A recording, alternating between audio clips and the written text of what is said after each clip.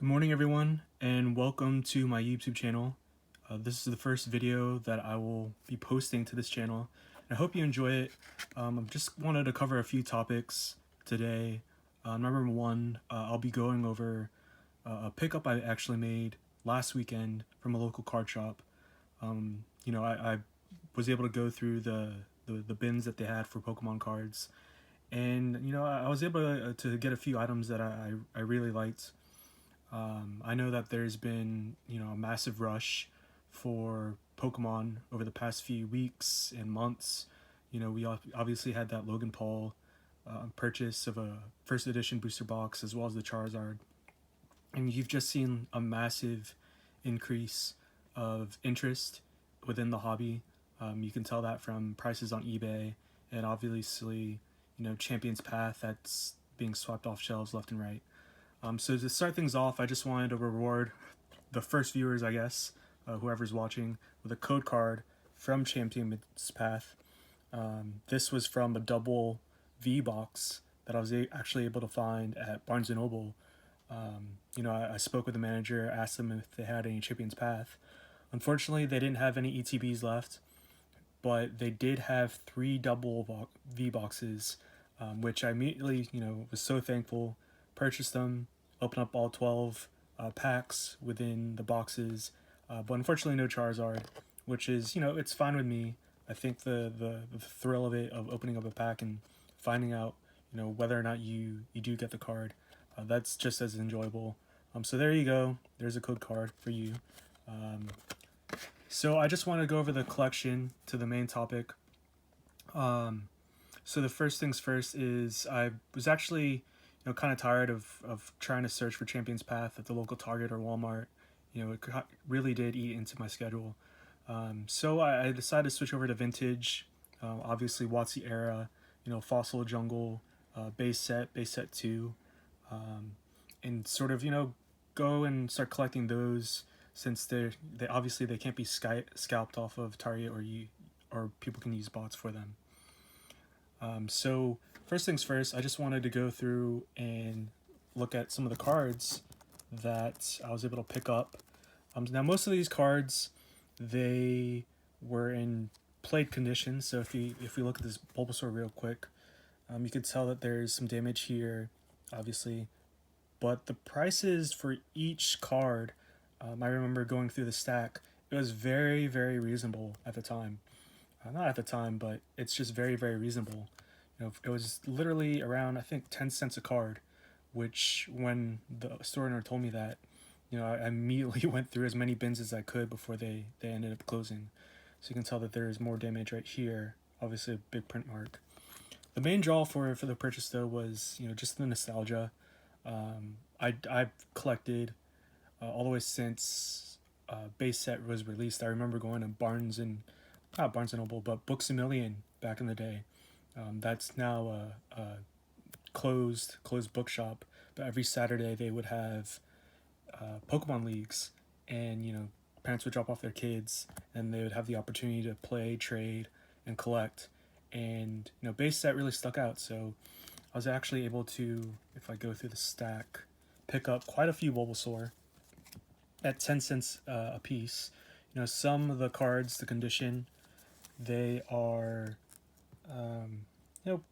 some dirt marks. You obviously have, if I look closer at this one, this white scuffing right here. So if you could tell, just some white edge marks. So put that away. And then if I could just flip through, you have, actually this one's good. Definitely won't get Gem Mint 10, but I'm fine with having a plit card. Granted that these cards are literally, what is it, 20 years old now, 20 plus years old. So if we go through here, obviously you have the dirt marks here, if you can tell, just focusing that on the camera. So some more dirt marks. I really didn't mind purchasing these, especially when they're in the bins. So if we actually look at the packs, that was one thing that I did when I was trying to make the purchase. I looked mainly at the front and back, and then did the good old surface damage check. You can tell that some of them, like this one's clear, and then this one has some whitening right here at the bottom.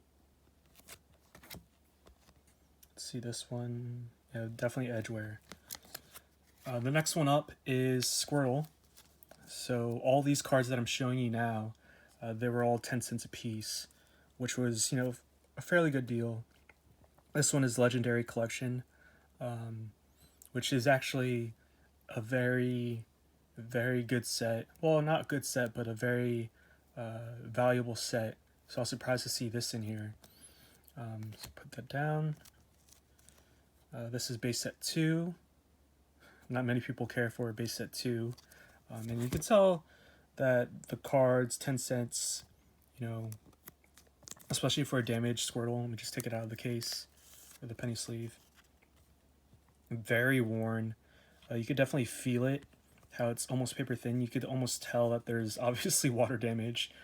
But, you know, 10 cents, 10 cents. I couldn't really argue with that for a Pokemon card like this.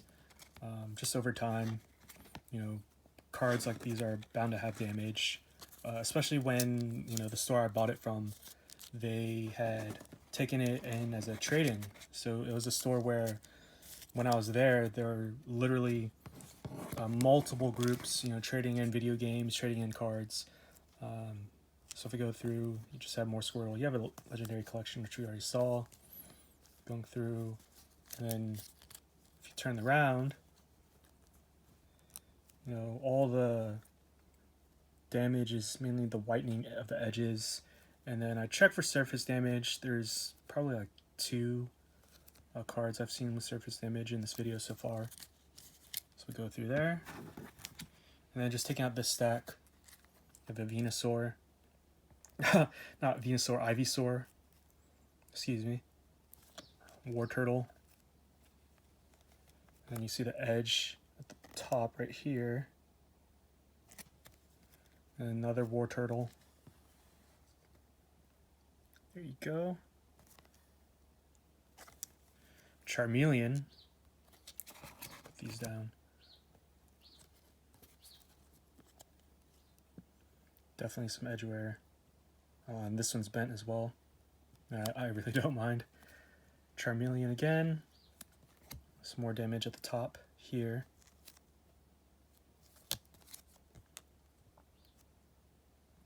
Here as well. Charmeleon. Team Rocket edition Charmander. You know, very, very nice artwork. I love artwork like this. You know, and I've collected some of the modern sets as well. You know, I've opened Cosmic Eclipse, Burning Shadows, Hidden Fates, and, you know, obviously you could see, I don't know if you can tell, the Rebel Clash. And, you know, some of the artwork, I think it just doesn't compare for me. Obviously, when kids these days grow up and get older, Burning Shadows and Rebel Clash and Sword and Shield, those will be vintage artworks for them. But I think there's just something about these old style arts, like this, for example, the Charmander. There's edgeware right there. Obviously, there's a stain, probably coffee. But stuff like this, it's very nostalgic. And I can definitely see why a lot of people are, you know, buying Pokemon cards online heavily, trying to so-called quote-unquote invest. To me, it's just the art from it, and then just the nostalgia. You can see this big stain right here. But you know, 10 cents, 10 cents. So moving to some of the other cards I was able to purchase, going through the bin, I was actually able to find some really neat first edition cards. Most of these are, I would say, moderately LP, lightly played, to heavily played, or moderately played. Depends on your definition of it. This is first edition Mysterious Fossil. I've been trying to make it a collection goal, a recent collection goal of mine, to collect more first edition cards, just because there's so many base cards, so many fossil cards, jungle cards, that unlimited, you know, you don't really know how many is out there, whereas with first edition and then for base set for Shadowless, which I'll speak about later on in this video, you can definitely gauge sort of the print run. So there's a first edition Mysterious Fossil. Here's a first edition Jungle Furo. And mind you, these were all 10 cents in the bin I was looking at. So it really does pay and to do the work. Obviously edgeware, just of how they were stored, but I really don't mind stuff like that. First edition Fossil Shelter. So very nice. And if you look at the condition, more edgeware, which is fine. And then this art, you know, it's I truly like this art. Unique style, you can see base set, and then the sort of playing around with the art and the rocket. I feel like it's a good condition. I'd say around lightly played. Oh, and then, yeah, sure, you have a little stain right there, so I don't know if that can be cleaned off or whatnot, but I like it. And then this right here, if you can tell, that's a big mark. So going through, so these also I got in the 10-cent bin. Pokemon Breeder Fields. I've actually been wanting to collect this card for the longest time. I've seen them go on eBay for around, I want to say $5 to $6. I forget if they had shipping costs, but just the artwork. I saw SM Pratt go through one of his collections once for Neo Revelation, and I really just liked the art. You know, you have the sunset in the background if you want to get in close. Sunset in the background, and then you have the Dragonite, which is always fun. And then it's, man, there's so many Pokemon these days. Sunflora, but it's really, really nice. And then it's Ken Sugimori, brilliant artist. Man, I really wish they did Pokemon sketch cards and feature sets, because I definitely love his artwork. Sabrina's Mr. Mime. This was actually 50 cents. They didn't put it in the bin, but once I saw it, you know, back in the old days, my favorite gym trainers, top 3 were probably Brock, Sabrina, and Blaine, in no particular order. They were very, very... I actually remember getting Sabrina's deck when I was younger, their Japanese gym deck, and that was my first ever, I think, purchase of Pokemon cards. So this was just a little bit of nostalgia for me. So moving on, actually let's just check this condition. Yeah, you got that dent right there, so 50 cents it's fine with me. And then this one, surprisingly, this was also in the 10-cent bin. I couldn't believe it when I saw it. I was just amazed. This is Misty's Tears, and this is a Japanese band card. I don't know, let me just take it out real quick from the penny sleeve so you can see a little bit closer the condition. But this condition is absolutely wrecked. You can tell that there's some type of ink stain, some coffee stain on it, and you could just tell that somebody sat on this. I don't know what this has gone through. This is probably going to get a PSA 1. If they had a negative numbers on PSA, it'll probably get a negative, but it was just completely demolished. Stains everywhere, surface bad, corners dinged, edges, everything. But, you know, I've wanted this card for a while. Maybe not in this condition, but, you know, I thought 10 cents is 10 cents. So I just had to pick it up. I was amazed, though, that this was in here. But judging by the condition, you could obviously see why it was still in the bin when I went. So just put this back in the sleeve. So moving on to some more expensive cards that I picked up last weekend. This were from a GameStop. Not a GameStop, but a game shop at one of the local malls. This is Dark Raichu. I think I picked this up for around $27. I've wanted to get back more into the vintage stuff, so Dark Raichu is definitely up on there. I never had this card as a kid. I could not pull it. But you can tell that it's decent in terms of condition. Obviously, you had the resting, the silver hollow resting on the side here, which is normal with cards this age. And then if you could throw it to the back, you have some white edging here, which is fine. But the surface is very good. Whoever had it previously kept it in very good condition.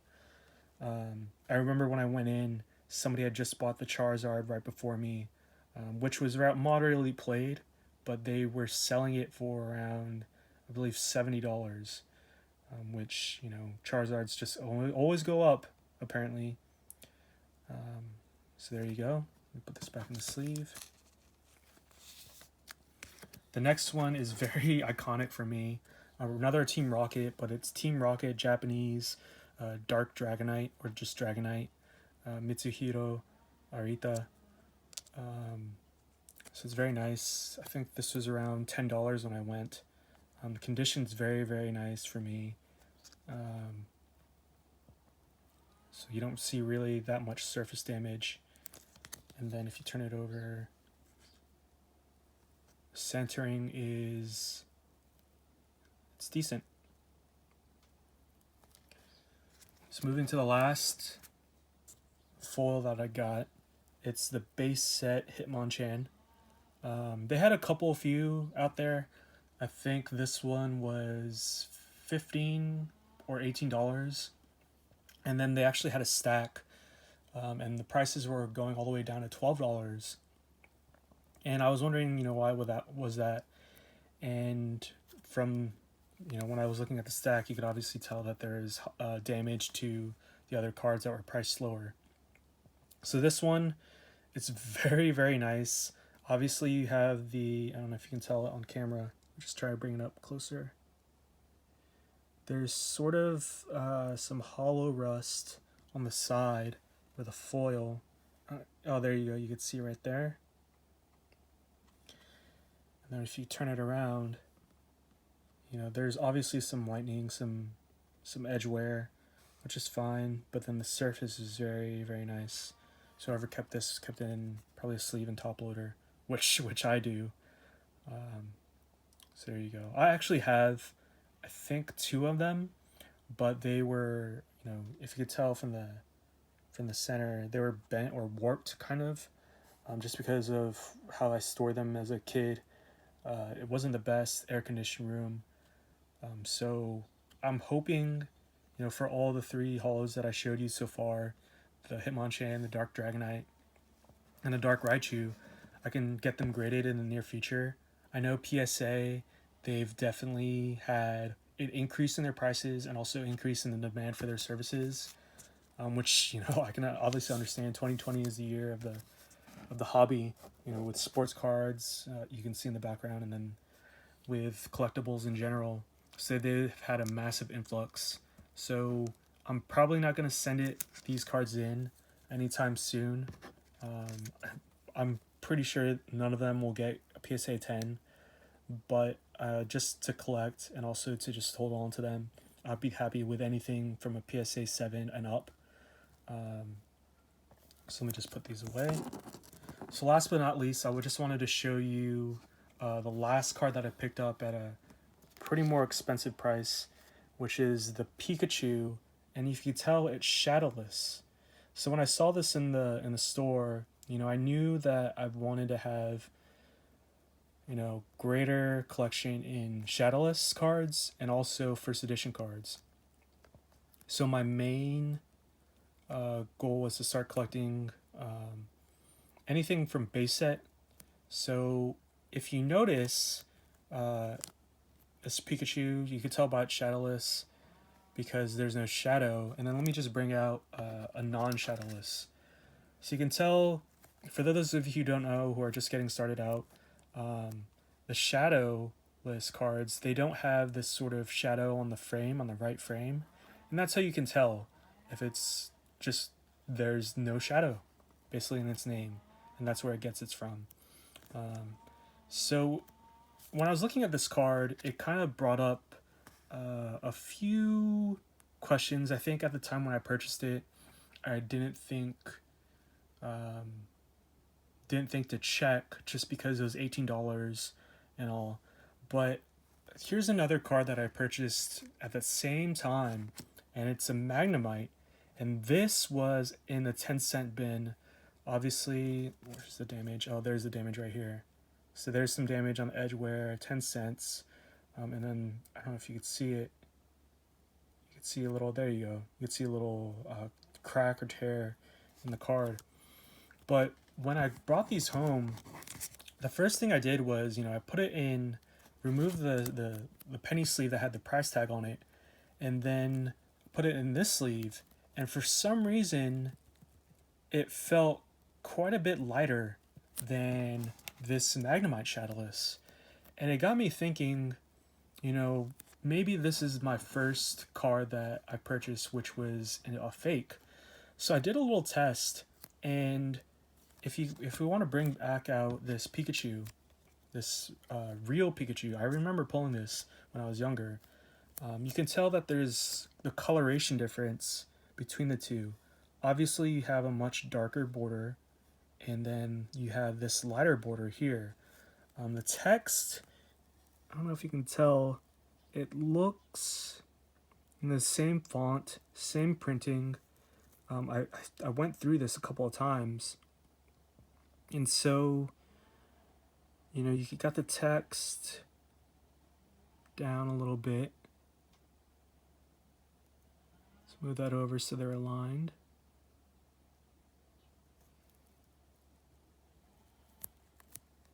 So it's the first point for me to suspect that it's a fake was this shade of the border here. Now I thought, this is just a regular Shadowless Pikachu. So maybe, not Shadowless, but a non-Shadowless Pikachu. So maybe it's just the print. But then when you take a look at the Magnemite here,